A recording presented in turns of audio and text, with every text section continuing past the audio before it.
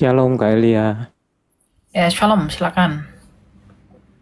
Kak, aku mau nanya. Ada yang belum aku pahami terkait dengan dosa, Kak. Aku mau minta pendapat Kakak. Ya, apa yang mau ditanya Menurut tentang dosa? Kakak, aku beragama Kristen ya, Kak. Cuma aku belum memahami sih seperti ini. Uh, Menurut Kakak, orang Kristen yang percaya Yesus itu masih berdosa atau sudah tidak berdosa? Masih berdosa, tetapi kuasa dosa tidak mampu merenggut mereka. Ya masih berdosa dong. Saya nih masih berdosa, banyak dosa saya. Tapi kuasa dosa nggak bisa lagi merenggut saya, karena udah dimatikan, dipatahkan oleh Kristus. Lalu apa Kan kita bedanya orang merdeka dan yang belum merdeka, Kak? gini, kita orang Kristen, kita dimerdekakan dari dosa kan. Nah, kalau kita dimerdekakan dari dosa, kita dimerdekakan juga dari akibat dosa kan. Akibat dosa itu apa? Maut, kematian kekal. Apa bedanya saya dengan orang bukan Kristen? Jangan saya deh ya. Saya buat contohnya kamu, Yosafat, orang Kristen ya. Kamu udah percaya Yesus, lalu kamu punya teman tidak percaya Yesus. Ketika kamu percaya Yesus, kamu dibaptiskan, dosamu dari lahir sampai hari itu diampuni. Kamu lahir baru. Seperti Yesus mengatakan, kalau kamu tidak dilahirkan kembali dari air dan roh, kamu gak bisa masuk dalam kerajaan Allah. Ketika kamu dibaptiskan, kamu lahir baru menjadi ciptaan baru dalam Kristus. Kamu dibersihkan. Tapi setelah kamu dibaptis, kamu punya dosa. Makanya ada pengakuan dosa. Kamu mengaku dosa kepada Tuhan, Tuhan akan mengampuni kamu.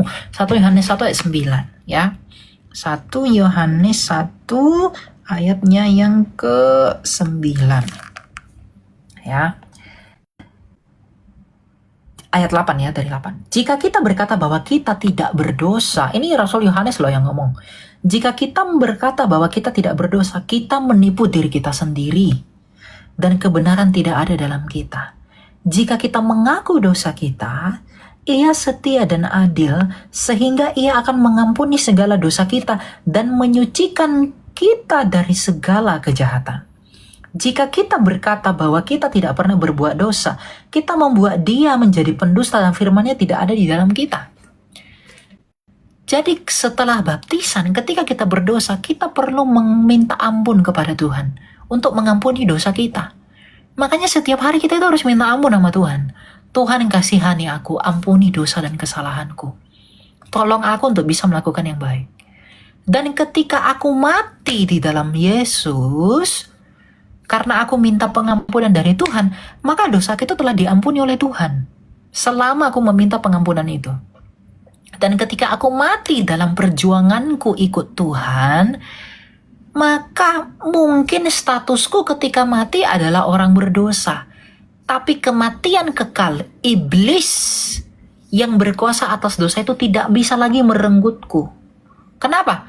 Karena Yesus yang kuimani yang ada di dalam aku telah mengalahkan kematian itu. Karena kutuk dosa itu udah dipatahkan oleh Yesus. Nah, Yesus berkata apa? Aku mau tinggal di dalam kamu dan kamu di dalam aku. Melalui perjamuan kudus, Yesus itu tinggal di dalam kita. Kita menerima tubuh dan darah Kristus. Yesus tinggal dan diam di dalam kita. Ketika Yesus tinggal diam di dalam kita, Roh Kudus tinggal dan diam di dalam kita, maka ketika kita mati, Yesus yang diam di dalam kita, Roh Kudus yang diam di dalam kita itu tidak akan ditawan lagi oleh maut. Jadi kematian kekal itu tidak menahan kamu lagi, karena kamu memiliki Yesus di dalam dirimu. Karena Yesusmu ini telah mengalahkan dosa. Nah, kalau kamu gak percaya Yesus, kamu gak punya juru selamat. Jadi ketika kamu mati, iblis-iblis yang berkuasa ini, dosa-dosamu, mereka akan menuntut dan menyeret jiwamu ke alam maut. Karena kamu gak punya juru selamat. Tuhan tidak ada dalam dirimu. Karena kamu tidak menerima Dia. Makanya kita baca ya dalam Efesus pasal yang kedua. Jadi orang masuk neraka itu karena ulahnya sendiri, brother. Bukan karena Tuhan tidak mau tolong. Tuhan Yesus sudah bilang, aku mau menjanjikan hidup kepada kamu ya. Efesus sebentar ya, saya lihat ya. Efesus 2 ya, ayat yang ke bukan. Efesus 6. Ayat yang ke 12. Karena perjuangan kita bukanlah melawan darah dan daging, tetapi melawan pemerintah-pemerintah, melawan penguasa-penguasa, melawan kuasa-kuasa dunia yang gelap ini, melawan roh-roh jahat di langit. Jadi ketika orang percaya Yesus, ketika dia percaya Yesus, ketika dia mati, rohnya ini tidak akan ditawan oleh alam maut. Kenapa? Karena Yesus ada di dalam dia. Sehingga Yesus yang telah mengalahkan maut yang di dalam dia ini tidak lagi diseret oleh maut. Lalu sampai Firdaus. Tetapi kalau orang mati lalu tidak percaya Yesus, dia nggak punya kuasa yang bisa mengalahkan maut dalam dirinya. Maka maut ini akan telan dia. Yesus kan telah menelan maut. Maka kalau Yesus di dalam kamu, maut itu tidak menelan kamu lagi. Tetapi kalau kamu di luar Yesus, maut itu akan telan kamu. Itulah neraka. Makanya dalam 1 Korintus 15, ya. Makanya Yesus itu jangan bilang Yesus itu sama dengan agama lain. Tidak. Ya. Yesus itu nggak sama. Yang lain itu masih dicengkram oleh iblis. Karena masih mati. 1 Korintus 15 ayat yang ke-54. Sesudah yang dapat binasa ini mengenakan yang tidak dapat binasa, ya, dan yang dapat mati ini mengenakan yang tidak dapat mati, akan digenapi firman terus, maut telah ditelan dalam kemenangan. Hai maut, di manakah kemenanganmu? Hai maut, di manakah sengatmu? Jadi Yesus itu telah menelan maut ini melalui kebangkitannya. Maka siapa yang di dalam Yesus tidak akan dikuasai oleh maut lagi. Kenapa? Karena Yesus Kristus telah menelan maut. Tapi kalau kamu nggak percaya Yesus, maka kamu yang akan ditelan maut ini. Dan maut ini datang dari mana? Dari dosa. Semua orang berdosa. Jadi ketika kamu dan saya berdosa, saya pasti ditelan maut. Tapi kalau saya punya Yesus di dalam diri saya, maka Yesus yang telah menelan maut ini akan membebaskan saya dari maut. Maut tidak akan menelan saya, karena Yesus yang mengalahkan maut ada di dalam diri saya sebagai orang percaya. Tapi kalau saya orang berdosa dan saya tidak punya Yesus, maka maut yang akan telan saya. Ya, saya binasa.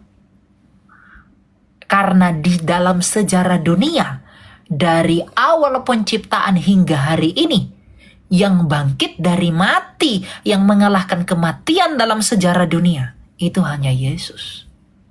Ada nggak yang lain? Nggak ada. Semua mati. Semua tidak bisa berbuat apa-apa. Makanya Yesus berkata apa? I'm the vine. I'm the wine. Akulah pokok anggur yang benar. Di luar aku, engkau gak bisa berbuat apa-apa. Amin. Gak bisa kan? Coba, tokoh agama mana yang gak mati? Nabi mana yang gak mati? Mati, bro. Kenapa mereka mati? Ada dosa di dalam dirinya. Dosa itu yang membuat dia mengalami maut. Semua orang terpenjara di dalam maut ini gak bisa keluar karena dosa. Tapi ketika kita punya Yesus yang telah keluar dari maut melalui kebangkitannya, maka ketika Yesus saya percaya dalam diri saya dan saya memiliki Yesus, sebagaimana Yesus keluar dari maut, maka saya pun akan keluar dari maut. Bukan oleh karena saya, tapi oleh karena Yesus yang saya terima di dalam diri saya melalui perjamuan kudus. Itulah dahsyatnya sakramen. Jadi perjamuan kudus itu jangan kalian pikir cuma makan anggur, makan roti. Tidak, itu misteri Allah yang besar. Yang kamu tidak mengerti apa yang sedang terjadi di dalam. Jangan pikir, inilah roti, inilah darah, udah makan. Dan jangan kamu pikir baptisan itu cuma baptis celup aja. Enggak. Itu misteri Allah. Ketika kamu dibaptiskan, kamu menyatu dengan dia, kamu memakai Yesus. Ya, kita baca di dalam Efesus ya. Mata ya.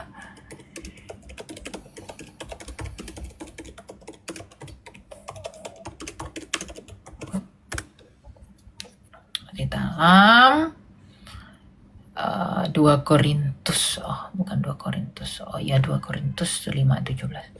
Jadi siapa yang ada di dalam Kristus, ia adalah ciptaan baru, yang lama sudah berlalu, sesungguhnya yang baru sudah datang. Yang lama ini, yang dari Adam, itu akan binasa karena dosa. Tapi ketika saya lahir kembali dari Yesus, dari Kristus di dalam baptisan, saya menjadi ciptaan baru. Maka dilepaskan dari kutuk dosa. Makanya Rasul Paulus mengatakan, oleh karena Adam kita mati, tapi oleh karena Kristus kita beroleh hidup. Inilah alasan mengapa kita itu harus datang kepada Yesus. Tidak usah ikut yang lain-lain.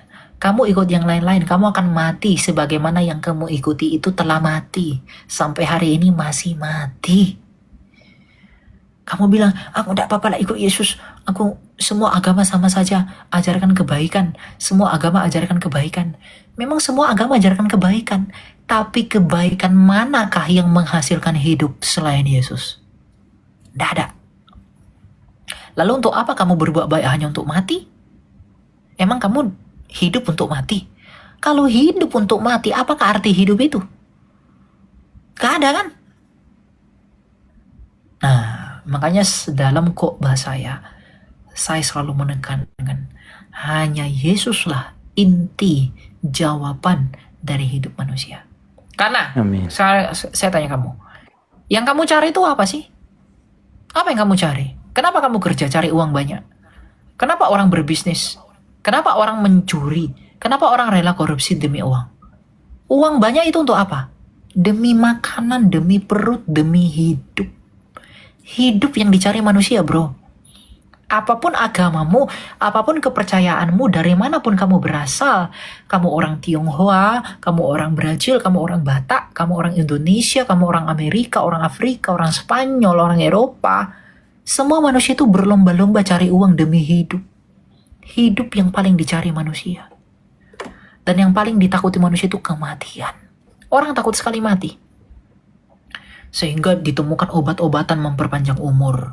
Ditemukan diet-diet memperpanjang umur. Ditemukan ini untuk ini itu. Saking takutnya orang sama kematian. Kalau hidup yang dicari manusia dan kematian yang paling ditakuti manusia, apakah alasan manusia itu menolak Yesus sebagai satu-satunya yang telah mengalahkan kematian dan memberikan hidup melalui kebangkitannya? Gak ada kan? Kematian yang paling kita takuti telah Yesus kalahkan melalui kebangkitannya. Dan hidup yang kita cari telah Yesus berikan melalui kebangkitannya. Apa alasan kita tolak dia? Gak ada, hanya kesombongan. Kita berpikir kita bisa selamatkan diri kita sendiri dengan mengikuti ajaran-ajaran agama. Enggak. Tidak bisa. Makanya saya selalu bilang, kamu mau lari kemanapun di luar Yesus, kamu gak bisa buat apa-apa. Never. Kamu gak bisa buat apa-apa. Saya ngomong begini bukan untuk sombong ya, bukan. Ini fakta.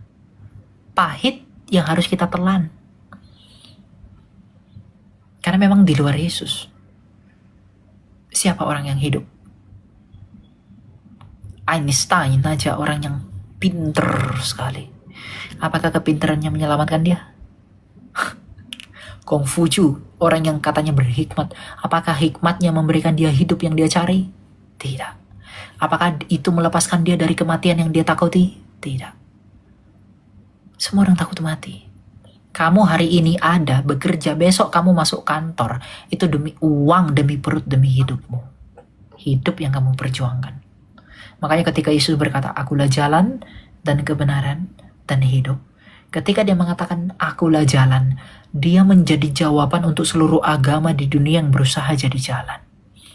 Ketika dia berkata akulah kebenaran, dia menjadi jawaban untuk seluruh dunia filsafat yang berusaha cari kebenaran. Ketika berkata akulah hidup, dia menjadi jawaban untuk seluruh manusia yang mati-matian memperjuangkan hidupnya. Dia jawaban mutlak atas seluruh manusia. Kalau kamu tolak itu, urusanmu, saya tidak peduli. Tetapi inilah kebenarannya yang harus kamu terima. Itu ya. Oke, makasih Kak Elia. Sukses ya Kak Elia. Thank you. God bless Yo, you. thank you. Ya. God bless ya.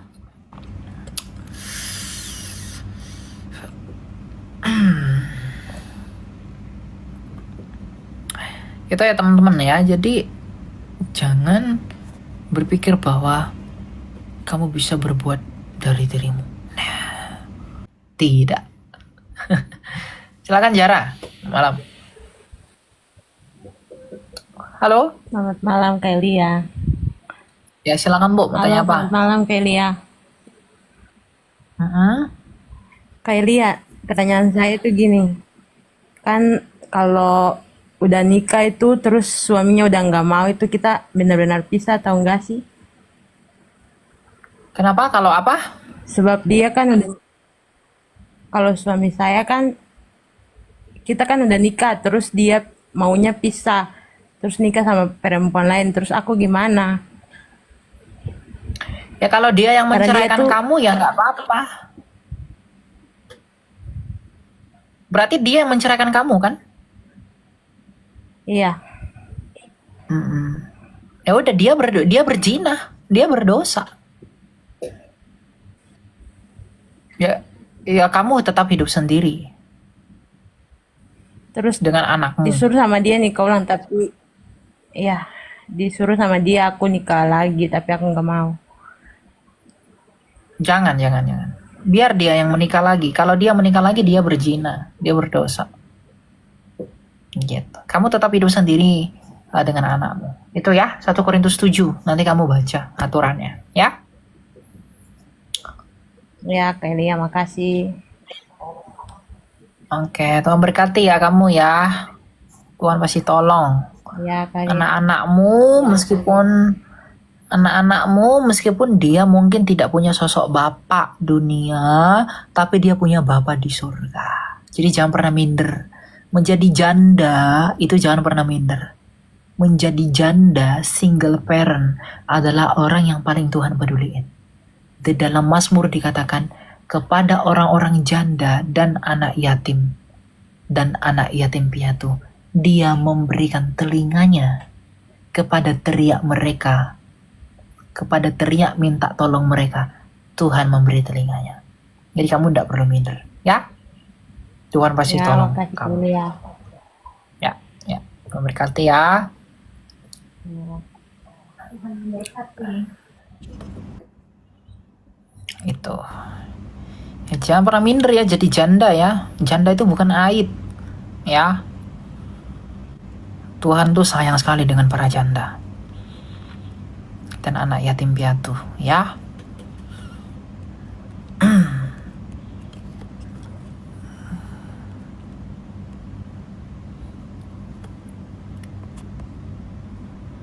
Tiada kata yang dapat ungkapkan. Mana ini? Kok udah ada ya?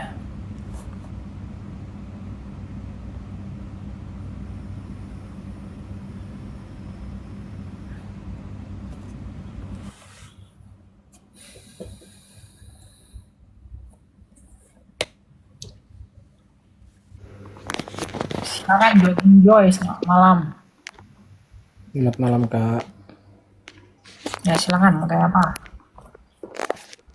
Kak Elia, mohon penjelasannya tentang ayat yang ada di Matius 16 ayat 28 Kak ya, yang kurang lebih isinya menceritakan di antara yang ada di sini belum akan mati sebelum Tuhan datang. Kurang lebih kayak gitu kayak.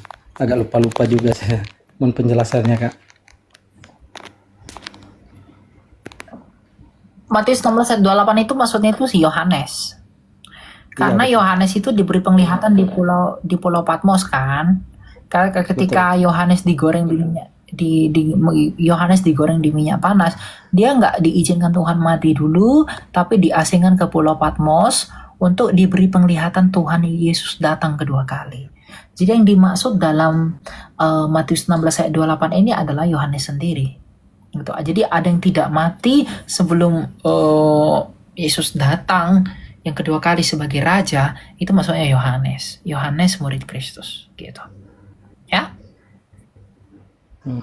Oke. Terima kasih Kak untuk penjelasannya. Selamat malam. Tuhan Yesus Ya. memberkati. Ya Tuhan berkati ya.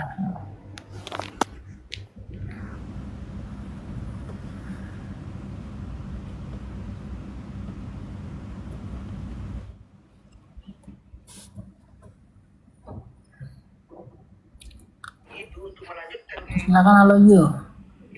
Bukan, itu kan yang dihalalkan Muhammad. Itu kan bagaimana Muhammad menghalalkan babi, betul? Dia lagi nonton Edis.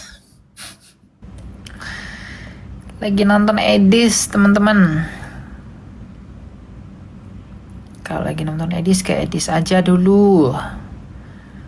Ya, room saya dengan room Edis tuh agak beda, jadi nggak akan nyambung nanti. Iya.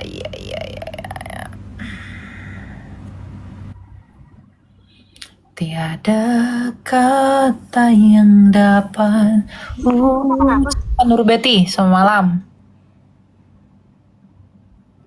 Halo. Loh, macam mananya ini?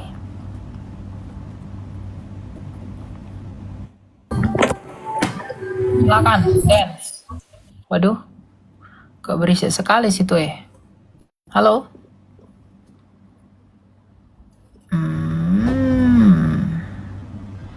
Kenapa yang naik di sini? Sorry ya.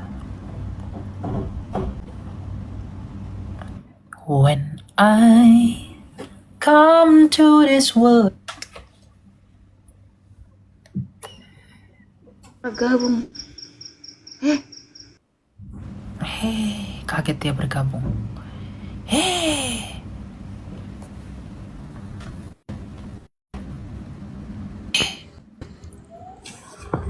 Halo Dani. Halo, shalom, selamat malam, Elia. Iya Pak. Silakan Pak, mau tanya apa Pak? Terima kasih untuk semangat Elia dalam menyampaikan kebenaran firman Tuhan. Tapi ada satu yang mau saya tanyakan Elia. Kita tahu dan percaya bahwa memang setiap orang yang menerima Tuhan Yesus sebagai juru selamatnya akan diselamatkan. Keselamatan sudah dijamin dengan ketika kita menerima dan percaya pada Tuhan Yesus. Pertanyaan saya seperti ini Elia. Nah, bagaimana bagi orang yang duluan meninggal tapi belum sempat, misalnya contoh masih kecil atau masih bayi, udah meninggal dan dia belum mendengar kabar keselamatan gitu. Apakah semua yang itu akan tidak mendapatkan keselamatan atau seperti apa, atau mereka masuk neraka atau seperti apa? Itu saja sih yang mau saya tanyakan untuk Elia jawab. Ya, ada dua ya yang saya harus perlu bedakan ya, yang ada dua ya. Bagaimana nasib mereka yang belum pernah dengar Injil? Dalam hal ini adalah bayi dan orang-orang yang belum pernah diinjili ya. Nah, kalau bayi mati, mereka kemana?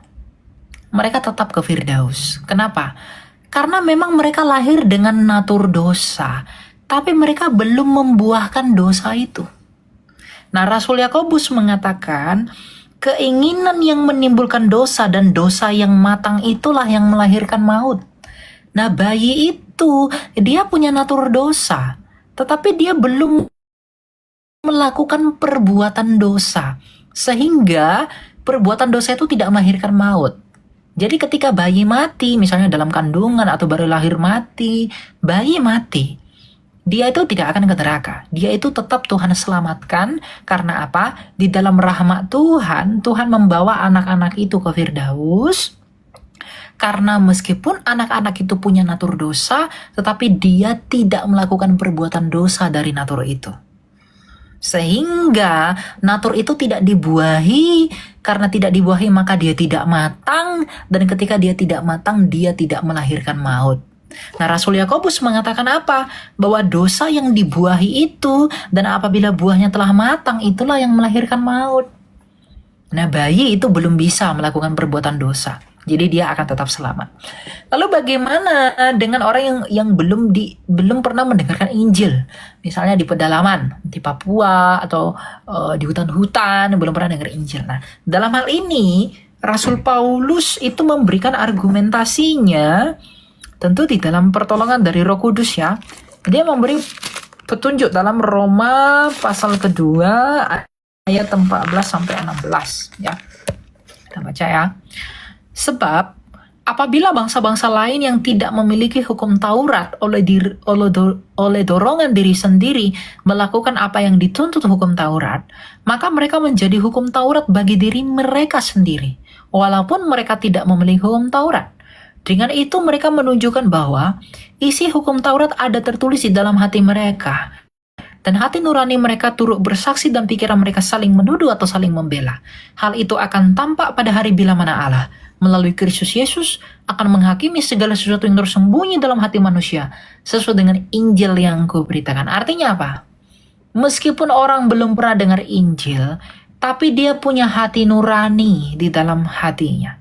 Misalnya orang di Papua, pedalaman Papua, ya, belum ada lampu, belum ada Injil, belum ada pewartaan Injil ke sana.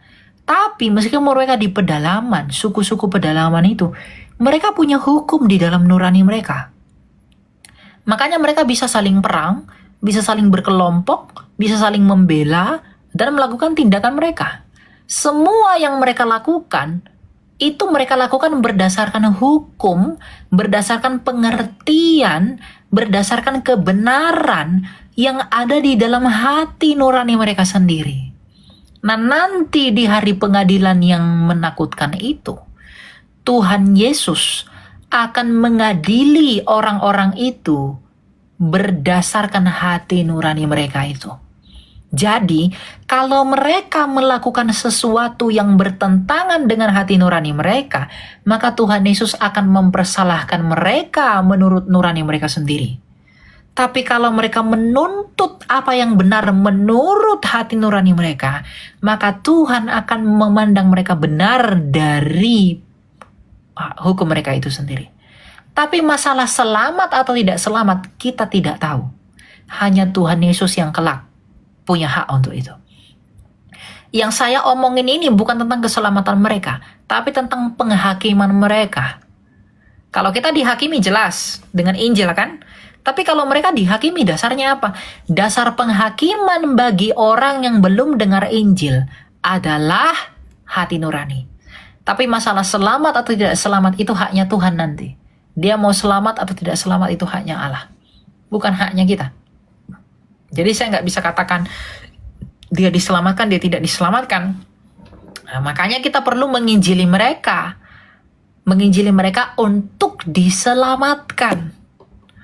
Makanya ada penginjilan ke desa-desa, ke kampung-kampung, agar mereka punya pengharapan keselamatan itu. Jadi mereka keselamatannya di dalam kepastian, bukan di dalam keraguan-raguan, bukan di dalam ambang-ambang dan awang-awang. Gitu. Berarti kalau bilang, berarti ada dong kemungkinan di luar Yesus ada keselamatan. Tidak. Tidak ada.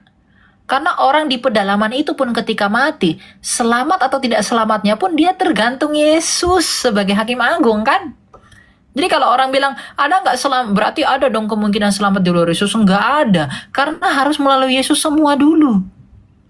Jadi nggak ada orang selamat di luar Yesus tuh nggak ada. Hanya melalui Yesus. Gitu ya. Jadi bayi-bayi yang mati, Mereka pasti ke Firdaus karena mereka tidak melakukan perbuatan dosa meskipun terlahir dengan natur dosa, tapi kasih karunia Kristus akan memurnikan mereka. Tetapi orang yang belum pernah mendengarkan Injil akan dihakimi oleh nurani mereka sendiri, dan Rasul Paulus bilang apa? Hal itu akan tampak pada hari bila mana Allah melalui Kristus Yesus akan menghakimi segala sesuatu yang tersembunyi dalam hati manusia sesuai dengan Injil yang kuberitakan. Jadi semua itu akan kelihatan nanti ketika Yesus datang membawa sebilah sabitnya, menuai kebun anggur milik Bapaknya, dan menghakimi dengan agung. Disitulah akan kelihatan siapa yang selamat, siapa yang tidak selamat. Begitu, ya. Oke, terima kasih Eli atas penjelasannya ya. Mohon izin sih, maksudnya apakah masih boleh lagi nih sharing dengan Oh, Eli ya? boleh, silakan Pak. Kalau tadi memang ya tadi saya juga udah jelas dengan penjelasan yang disampaikan Elia juga. Nah, ini mungkin pertanyaan yang kedua Elia. Apakah ada atau bisa ya? Karena kan seperti yang kita bilang tadi, jalan satu-satunya itu hanya melalui Yesus. Tidak ada jalan lain. Nah, dengan kita percaya bahwa Yesus adalah Tuhan dan Juru Selamat kita, maka pasti akan diberikan keselamatan. Pertanyaannya, apakah bisa keselamatan dari seseorang itu diambil alih? Karena saya pernah dengar nih Elia, mohon nanti dikonfirmasi atau dipastikan lagi, divalidasi ya, bahwa orang yang sudah percaya Kristus itu sudah dimaterai dan dijamini keselamatan. Tapi apakah boleh atau apakah pernah atau apakah bisa, aku juga bingung ini gimana cara ngomongnya supaya kita sama-sama paham. Keselamatan yang udah ada dari kita, yang daripada Tuhan itu diberikan kepada kita, itu diambil seperti itu. Yang mengambilnya, tidak ada yang bisa mengambil itu, Pak. Keselamatan itu selama kamu pegang. Keselamatan itu selama kamu pegang, yaitu Yesus. Yesus itulah keselamatan itu. Jadi selama kamu pegang Yesus, kamu akan selamat. Tetapi kalau kamu buang Yesus, ya kamu nggak selamat. Sesimpel itu. Jadi keselamatan itu akan hilang kalau kamu buang Yesus. Kalau kamu lepeh dia, kalau kamu hina dia, kalau kamu ludahin dia, ya kamu akan kehilangan dia. Dan dialah keselamatan. Selama kamu genggam dia, selama kamu peluk dia, kamu ikut dia, dia pasti selamatkan kita. Tetapi kalau kita buang dia demi uang, demi wanita, demi perempuan, demi harta, ya, demi kedudukan, kamu buang dia, ya kamu pun akan terbuang. Maka dalam diri kita nggak ada keselamatan. Sesimpel itu. Jadi orang-orang yang murtad meninggalkan Yesus tuh, kasihan sekali. Karena mereka buta. Mereka tidak tahu apa arti hidup. Mereka tidak tahu Yesus itu siapa. Mereka tidak kenal. Gitu. Demi uang, demi apa tinggalkan Yesus, ya dia akan kebuang. Gitu. Ya. Oke. Sedikit lagi nih. Sederhana itu. Elia, mohon izin juga.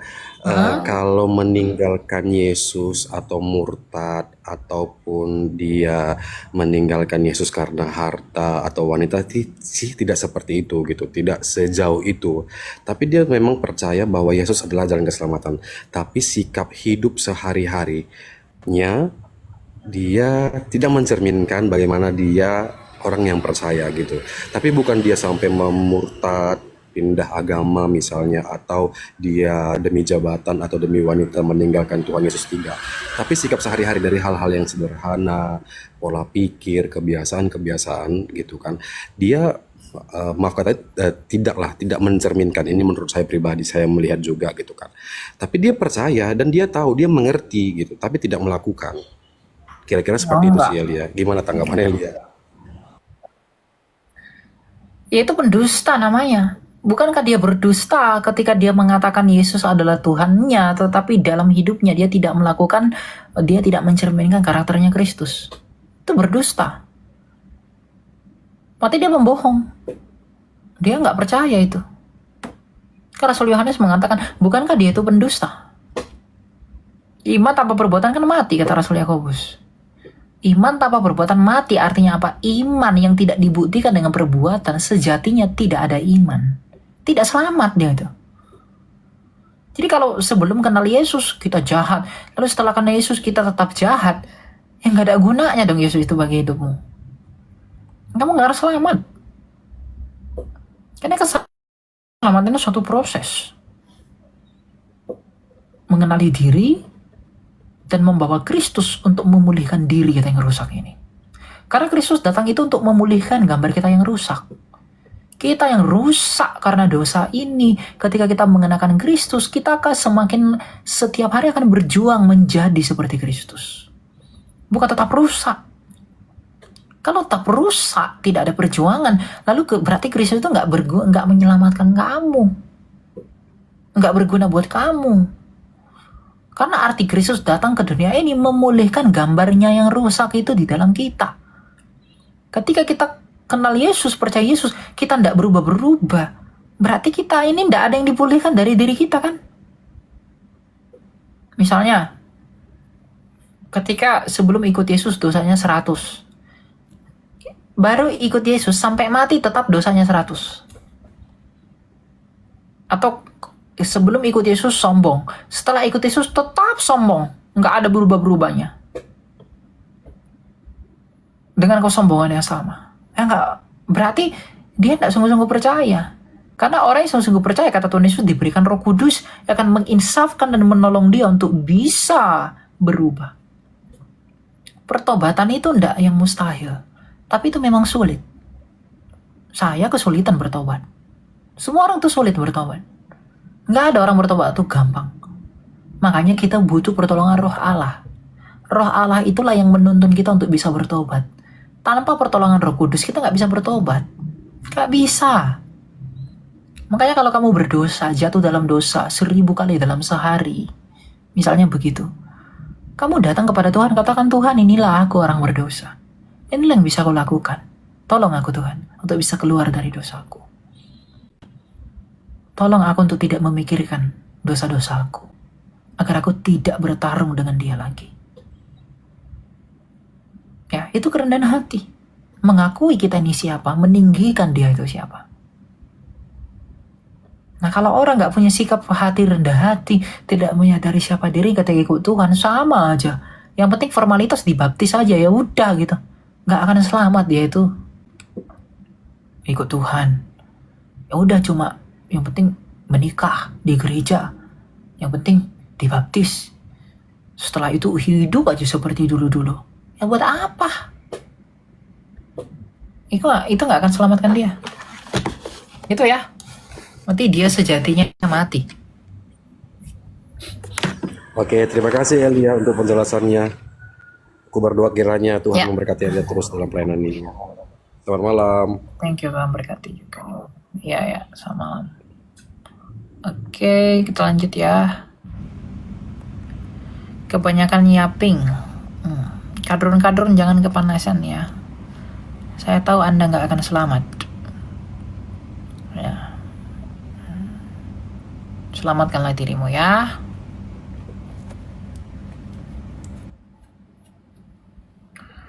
Kalau pusing, minum bodrek. Ya, banyak panadol, paracetamol. Silakan Aftaste. Selamat malam. Halo?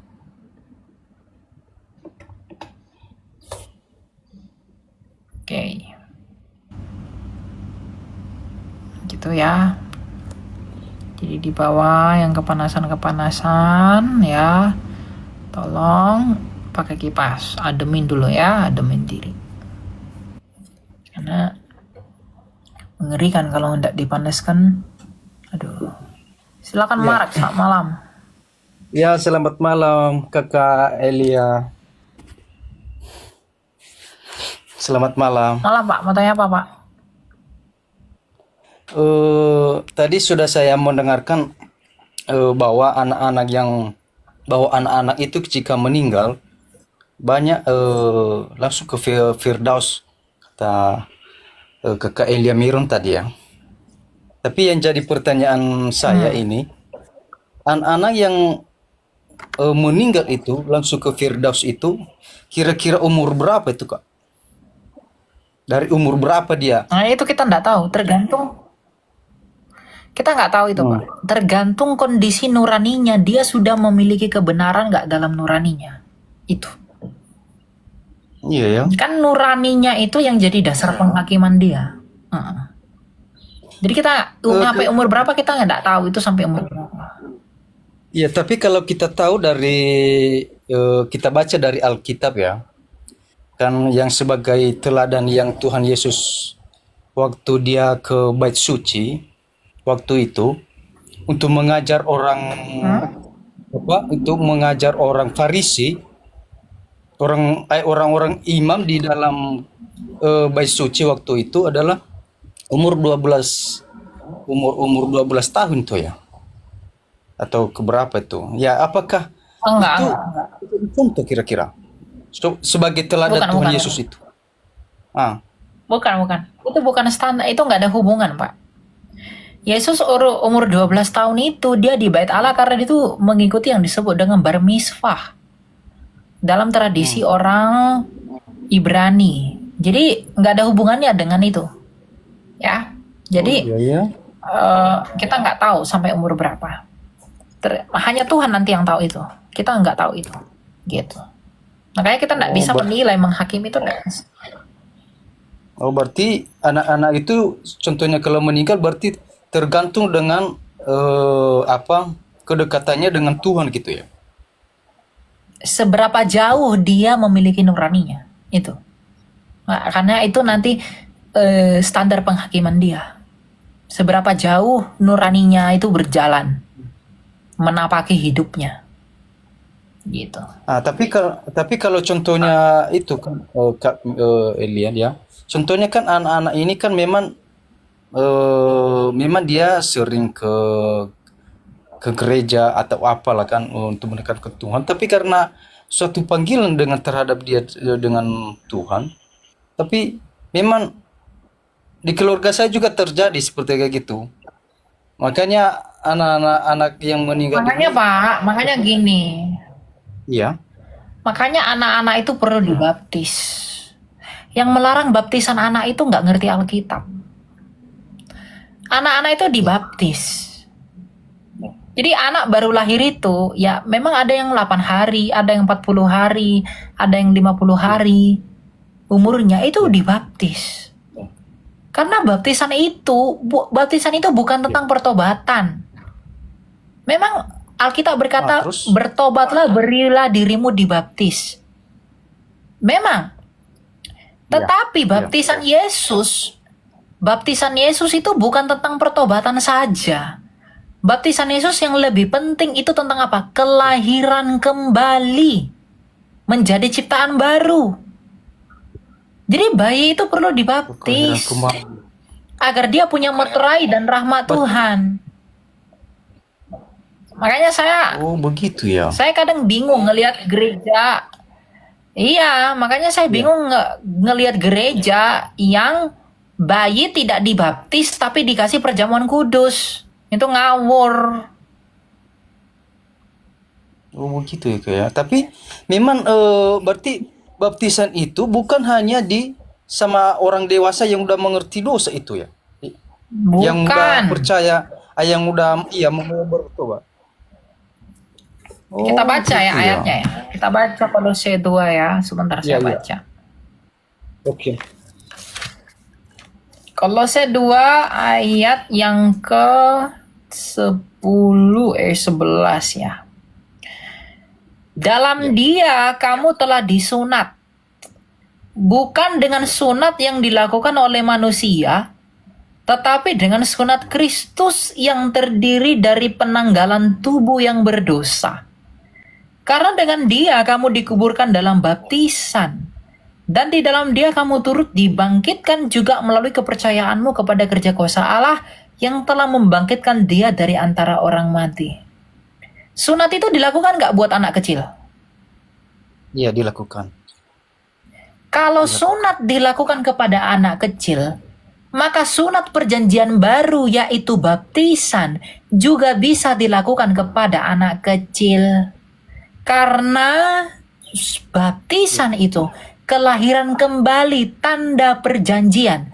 Sebagaimana di perjanjian lama sunat adalah tanda perjanjian kekal, Ya. dan anak-anak turut mengambil bagian dalam perjanjian kekal, maka baptisan yang adalah tanda perjanjian baru, anak-anak juga mengambil bagian dalam itu. Makanya baptisan itu baptisan itu adalah penggenapan sunat. Nah, kalau perjanjian lama anak-anak disunatkan, anak-anak Abraham yang adalah orang pilihan disunatkan. Ya. Maka di perjanjian baru, anak-anak orang Kristen yang adalah orang pilihan harus juga dibaptiskan. Oh, begitu. Makanya Tapi ini kebalik.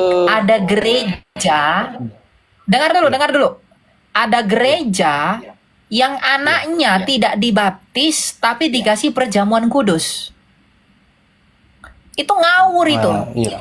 Anaknya belum dibaptis. Anaknya tidak dibaptis, tapi dikasih perjamuan. Mungkin nggak yang belum bersatu dengan Kristus bisa menikmati tubuh dan darah Kristus? Nggak mungkin. Kebalik kan? Oh, gitu. Nah, Oh, berarti nggak salah kalau anak-anak itu dibaptis ya dari kecil ya. nggak salah. Karena memang baptisan itu untuk kelahiran kembali, Pak. Baptisan pertobatan itu baptisannya Yohanes.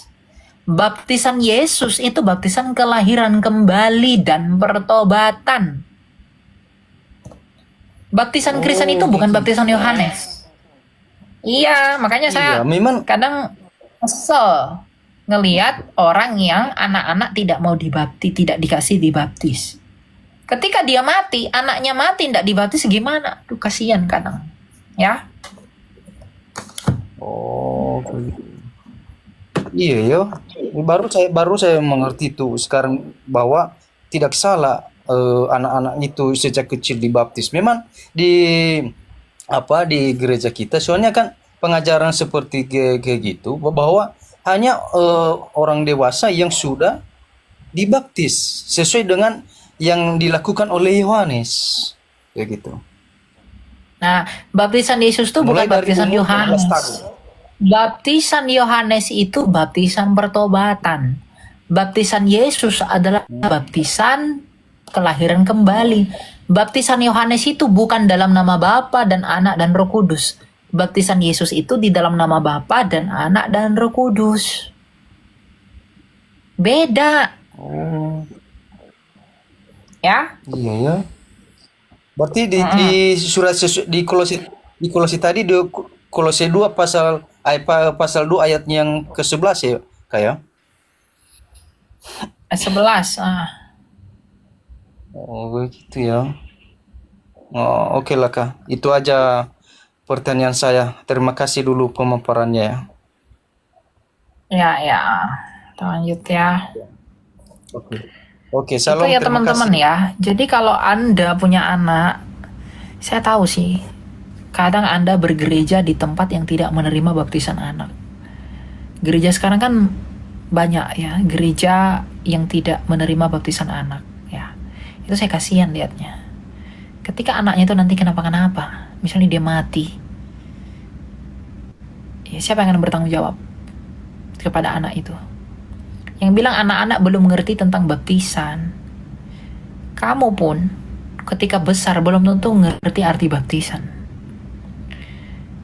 Ngawurnya begini, anak-anak nggak dikasih baptisan. Tetapi anak 12 tahun dikasih baptisan. Mulai dari 12 tahun baru boleh dibaptis. Emang anak 12 tahun tahu arti baptisan apa? Anak 15 orang yang udah tua aja, orang tua, orang lumpuh misalnya udah pikun nggak ngerti apa-apa, kenapa kamu baptis? Kenapa dibaptis? Gitu ya. Jadi belajarlah kepada literatur gereja. Belajarlah kepada apa? Kepada pengajaran para rasul. Jangan buat ajaranmu sendiri. Ya. Kalau orang dewasa mau dibaptis, dimuridkan. Tapi kalau anak-anak yang dimuridkan ini datang kepada Kristus, harus dikasih, yaitu anak-anak, dibaptiskan. Orang yang menolak baptisan anak itu, dia akan bertanggung jawab kepada Tuhan pada hari pengadilan. Ingat itu. Ketika Musa lalai menyunatkan anaknya, Tuhan mau matikan Musa. Maka orang kalau lalai menyerahkan anaknya kepada Tuhan melalui baptisan, saya tidak menghakimi. Tuhan kelak akan menghakimi. Ya. Karena kamu pikir baptisan itu cuma celup-celup. Kamu pikir baptisan itu cuma aku percaya. Baptisan itu lebih agung, lebih besar dari itu. Karena belajarmu cuma setengah, nggak belajar semua penuh. Apa arti baptisan dalam Tuhan? Baptisan di dalam Kristus itu kita dipersatukan, ditahirkan, disucikan. Karena bayi pun lahir itu sudah dengan dosa. Maka dia yang lahir dengan dosa itu perlu disucikan melalui apa? Baptisan. Ingat itu ya. Jadi ngawur kalau orang anaknya nggak dibaptis, cuma diserahkan, tapi anaknya dikasih perjamuan kudus. Itu ngawur. Ingat, itu ngawur. Saya marah. Saya pernah melayani di gereja yang anak-anak, saya tanya, anak-anak dikasih perjamuan. Lalu tidak, dia belum dibaptis. Saya marah di depan mereka. Kamu pikir tubuh dan darah Kristus itu asal kamu sembarangan berikan kepada anak-anak? Baptisan adalah mempersatukan dia dengan Tuhan. Ketika dia sudah bersatu dengan Tuhan, baru dia bisa menikmati tubuh dan darah Kristus. Ketika dia sudah bersatu melalui baptisan dengan Kristus, baru dia boleh menerima tubuh dan darah Kristus. Nah, dia belum bersatu dengan Tuhan, gimana dia bisa menerima tubuh dan darah Kristus? Dia belum bersatu dengan Kristus, tapi kamu beri tubuh dan darah Kristus. Ngawur enggak? Ngawur kan? Nah, orang-orang seperti ini kalau dikasih tahu, merasa paling tahu, merasa paling pinter. Ya, Tuhan akan mengadili nanti ya. Ingat loh, jangan main-main dengan perjamuan kudus. 1 Korintus 11 ya. Orang yang bermain-main dengan perjamuan kudus, itu mati loh. Hati-hati loh. Ini saya peringatkan beberapa dari kamu yang mungkin ceroboh dengan perjamuan kudus. Yang mungkin, alah inilah cuma makan aja, kasih aja ke anak-anak. Baru saya pernah lihat, itu roti dan anggur itu dikasih ke anak-anak, terus anak-anak itu lempar-lempar. Dilempar ke sana, lempar ke sini, jatuh-jatuh. Gak ada harganya. Ya, belajar ya. Biar belajarnya nggak setengah. Belajar penuh. Ya, dalam hal ini saya tegas banget. Saya dalam hal ini nggak bisa kompromi ya. Kamu mau suka saya, nggak suka saya, urusanmu. Tapi ini demi kebenaran.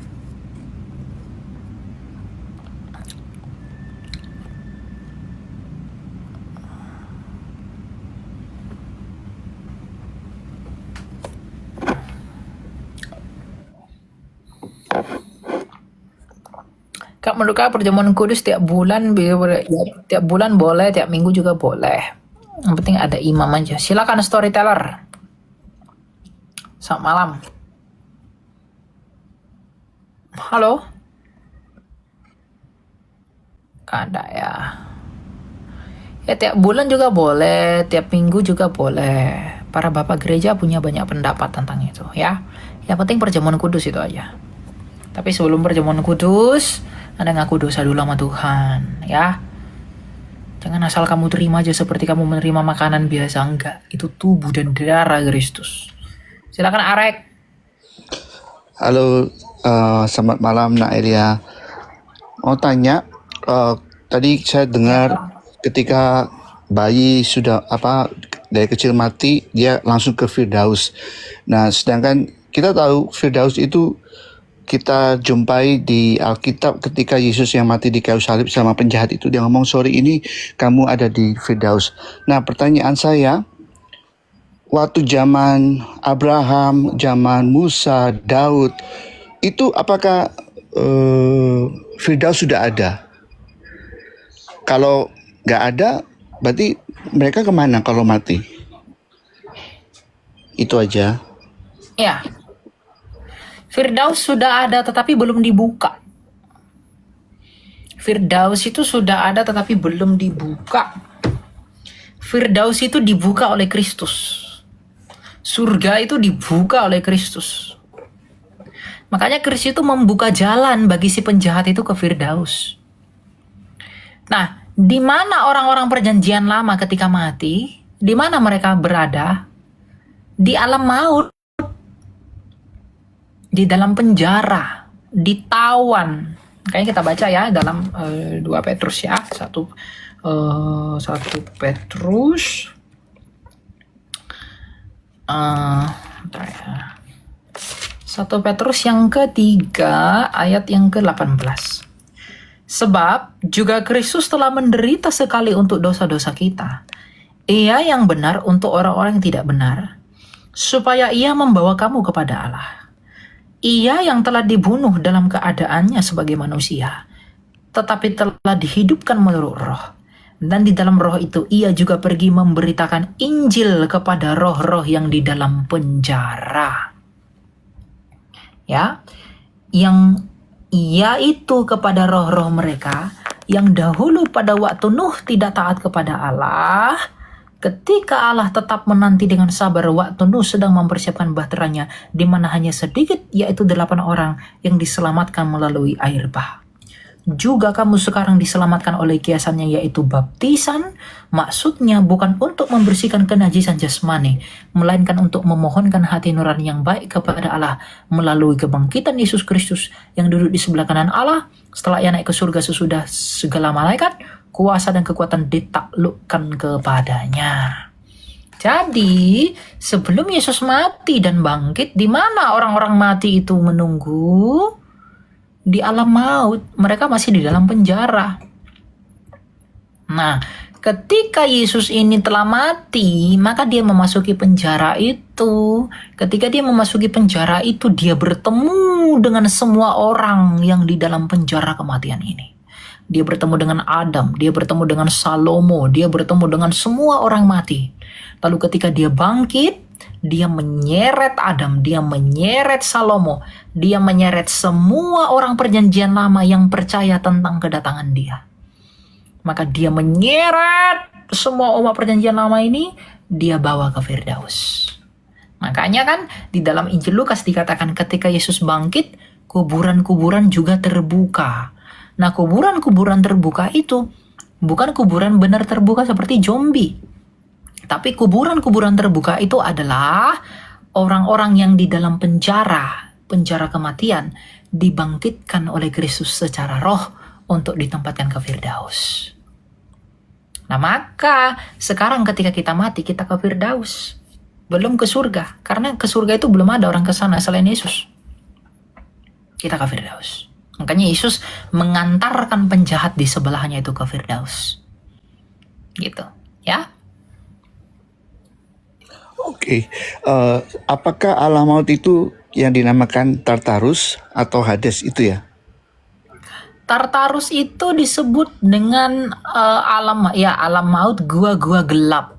Itu adalah tempat orang yang mau binasa. Kalau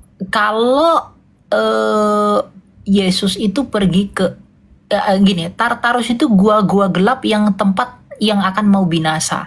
Sedangkan alam maut itu tempat semua orang mati sebelum Yesus datang ke dunia. Tempat orang mati sebelum Yesus datang.